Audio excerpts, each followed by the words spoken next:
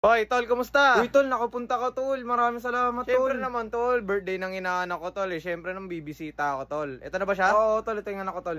Ang laki niya na. Tol, pwede ko ba makausap, tol? Siyempre, birthday niya eh. Babatiin ko Sige lang. lang, sige lang. Ay, inaanak ko.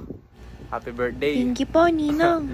Laki mo na. Oo nga po eh. Huwag ka mag-alala. Hintayin ko mag-18 ka.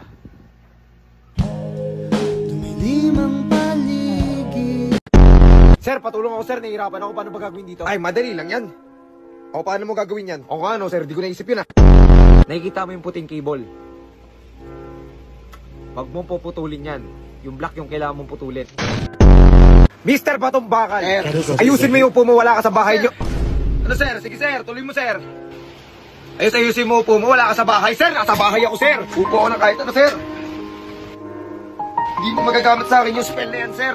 Hindi mo magagamit yung magic spell mo na yan sir. Sir!